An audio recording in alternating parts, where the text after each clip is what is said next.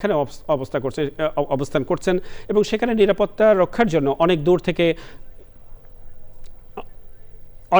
দূর থেকে সেখানে নিরাপত্তার জন্য বেষ্টনী তৈরি করা হয়েছে। আমরা ৩৬ জুলাই এক্সপ্রেসওয়েতে যেখানে মঞ্চে কারা কারা আছেন এবং ওখানকার এই মুহূর্তে সার্বিক পরিস্থিতি জানবার জন্য আমরা সরাসরি যাচ্ছি রাহুল রায়ের কাছে। রাহুল, আপনি এই যে গণসংবর্ধনা ঘিরে জুলাই ৩৬ এক্সপ্রেসওয়ে এলাকায় যে অবস্থান সৃষ্টি হয়েছে সেই অবস্থার সম্পর্কে দর্শকদের আরও একবার যদি আপনার কাছ থেকে যে তথ্য জানাতেন।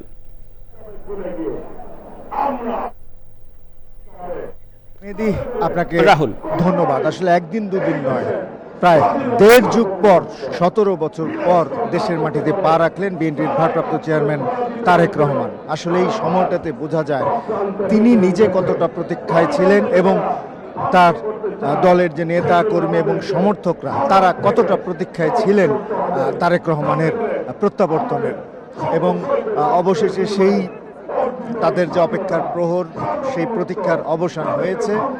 বিএনপির ভারপ্রাপ্ত চেয়ারম্যান তারেক রহমান কিন্তু দেশের মাটিতে পা রেখেছেন এবং হযরত শাহজালাল আন্তর্জাতিক বিমানবন্দর থেকে আরও ১.৫-২ ঘন্টা আগেই তিনি রওনা হয়ে গেছেন এই ৩৬ জুলাই এক্সপ্রেসওয়ের যেখানে তাকে অভ্যর্থনা সংবর্ধনা দেওয়া হবে সেখানে। এবং আমরা যতদূর জানতে পেরেছি যে তিনি খুব কাছাকাছি আছেন এবং তাকে স্বাগত জানাতে এখানেও কিন্তু সিনিয়র নেতারা অবস্থান করছেন। একই সঙ্গে বিএনপির সাথে যুগপৎ আন্দোলনে যারা ছিল অন্যান্য রাজনৈতিক দলের নেতারাও আমরা দেখেছি যে জুনায়েদ সাকি, বাংলাদেশ জাতীয় পার্টি জেপির চেয়ারম্যান আন্দালিব রহমান পার্থ, এখানে রয়েছেন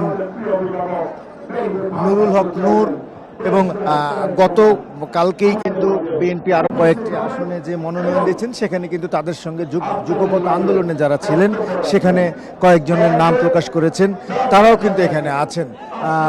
ববি হাজ্জাজ তিনিও এখানে আছেন। একই সঙ্গে বিএনপির সিনিয়র নেতারা তো আছেনই, আমরা দেখেছি যে মঞ্চের ঠিক নিচে বিএনপির যারা যুগ্ম মহাসচিব এবং চেয়ারপারসন উপদেষ্টা তারাও কিন্তু অপেক্ষা করছেন তাদের প্রিয় নেতাকে বরণ করার জন্য। আর যে বাসে করে তারেক রহমান আসছেন সেই বাসে তো বিএনপি মহাসচিব মির্জা ফখরুল ইসলাম আলমগীর এবং স্থায়ী কমিটির সদস্যরা আছেন। বাসটি খুব ধীর গতিতে আসছে, আপনারা নিশ্চয়ই এবং দর্শকরা নিশ্চয়ই দেখছেন যে বিমানবন্দর থেকে খুব ধীর গতিতে আসছেন। একদম যে বাসটি রয়েছে বাসটির প্রথম সিটেই তারেক রহমান রয়েছে, তিনি হাত নাড়িয়ে পুরো বিমানবন্দর থেকে এই ৩৬ জুলাই এক্সপ্রেসওয়ে পর্যন্ত কিন্তু দলের নেতা কর্মীরা সমর্থকরা রাস্তার দুধারে দাঁড়িয়ে তাকে অভিবাদন জানিয়েছেন, তিনিও হাত নাড়িয়ে তার জবাব দিয়েছেন। আর যথারীতি এখানে যেহেতু তিনি কথা বলবেন এখানে তাকে অভ্যর্থনা জানানো হচ্ছে। এখানে বিপুল পরিমাণ যারা বিএনপির সমর্থক নেতাকর্মী রয়েছে তারা কিন্তু এখানে ভিড় জমিয়েছে এবং আমরা দেখেছি যে গত ২-৩ দিন ধরেই কিন্তু এই মঞ্চে বিএনপি নেতাকর্মীরা এখানে ছিলেন। এমন কাছে কিন্তু অনেক সাধারণ মানুষ এখানে এসেছেন যে তাকে কিভাবে সংবর্ধনা দেয়া হয়, সংবর্ধনায় তারেক রহমান কি বক্তব্য রাখেন, আগামী নির্বাচন, দলের অবস্থান, বিভিন্ন বিষয়ে তিনি দিক নির্দেশনা দেবেন এবং দেশের যে বর্তমান অবস্থা সেগুলো নিয়েও তিনি কথা বলেন কিনা। আসলে সব কিছু মিলিয়ে দীর্ঘ ১৭ বছর পর তাদের প্রিয় নেতা আসছেন, একই সঙ্গে দেশের যে অবস্থা সব কিছু মিলিয়ে তার এখানে আসা, তিনি নেতাকর্মীদের উদ্দেশ্যে এবং জাতির উদ্দেশ্যে কি বলেন সেটিও তাদের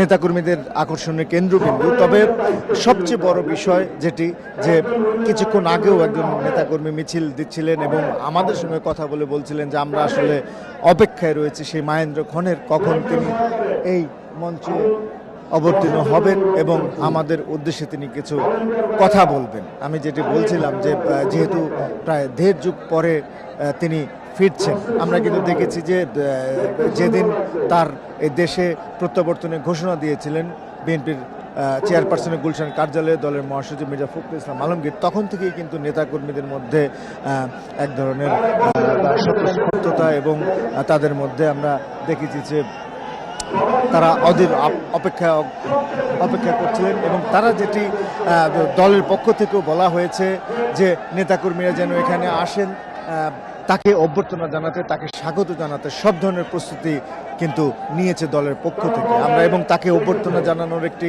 কমিটিও করা হয়েছিল, যেটির আহ্বায়ক বিএনপি স্থায়ী কমিটির সদস্য সালাউদ্দিন আহমেদ এবং সিনিয়র যুগ্ম মহাসচিব রুহুল কবির রিজভিও রয়েছেন সেই কমিটিতে। তারা এখানে এই অভ্যর্থনা সংবর্ধনার আয়োজন করেছেন। একই সঙ্গে পুরো বিমানবন্দর থেকে তিনি যে আসছেন, এখান থেকে তিনি এভার কেয়ারে যাবেন, তার অসুস্থ মা, সাবেক প্রধানমন্ত্রী বিএনপি চেয়ারপারসন বেগম খালেদা জিয়া তাকে দেখতে যাবেন, সেখান থেকে তিনি তার গুলশানের বাসভবনে যাবেন। এই যে পুরো প্রক্রিয়া, এই যে পুরো পথে তিনি আসছেন, সেখানে নিশ্চিদ্র নিরাপত্তার ব্যবস্থা করা হয়েছে। আমরা বিমানবন্দরে দেখেছি এবং পুরো রাস্তায় তিনি বিমানবন্দরের থেকে আসছেন, নেতাকর্মীরা দুই পাশে দেখেছেন যে এখানেও কিন্তু নিশ্চিদ্র নিরাপত্তার ব্যবস্থা করা হয়েছে, কয়েকটি বেষ্টনী তৈরি করা হয়েছে। মঞ্চের সামনে আমরা দেখতেই পাচ্ছি যে শুধু আইন শৃঙ্খলা বাহিনীর সদস্যরা রয়েছেন এবং বিএনপির যে অঙ্গ এবং সহযোগী সংগঠন রয়েছে, স্বেচ্ছাসেবক দল, যুবদল, ছাত্রদল, সেখানেও বিপুল পরিমাণ স্বেচ্ছাসেবক রয়েছেন। তারা কিন্তু মঞ্চের আশেপাশে রয়েছেন এবং এখন আমরা দেখতে পাচ্ছি যে হয়তোবা নিরাপত্তার শেষ যে প্রস্তুতি সেটি চলছে। খুব কাছাকাছি রয়েছেন বিএনপির ভারপ্রাপ্ত চেয়ারম্যান তারেক রহমান, মঞ্চ থেকেও সেটি বলা হয়েছে এবং আমরা দেখেছি যে নিরাপত্তার ব্যবস্থায় যারা রয়েছে তারা কিন্তু আরও তৎপর হয়ে গেছেন। আর মঞ্চে আমরা দেখেছি যে সকালে বিএনপির প্রচার সম্পাদক সুলতান সালাউদ্দিন টুকু এবং যুগ্ম মহাসচিব শহীদুদ্দিন চৌধুরী এনি, তারা কিন্তু মঞ্চে সকাল থেকেই কথা বলছেন, বক্তব্য রাখছেন, কিভাবে স্বাগত জানাবেন তাদের প্রিয় নেতাকে এবং নেতাকর্মীদের উদ্দেশ্যে বারবার বলছেন যে সুশৃঙ্খলভাবে এখানে অবস্থান করতে।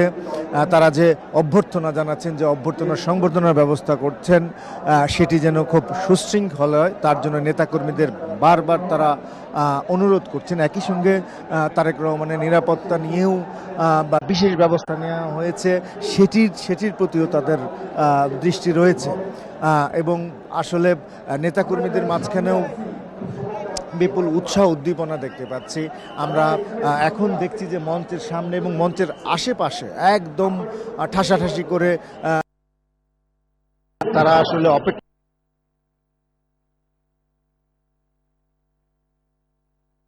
জি,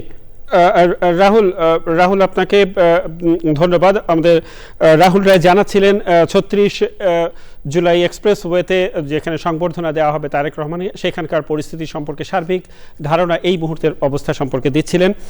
প্রিয় দর্শক, আমরা জানি যে বিমানবন্দরে নেমে আত্মীয় স্বজন এবং দলীয় নেতাকর্মীদের ভালোবাসায় সিক্ত হন বিএনপির ভারপ্রাপ্ত চেয়ারম্যান তারেক রহমান।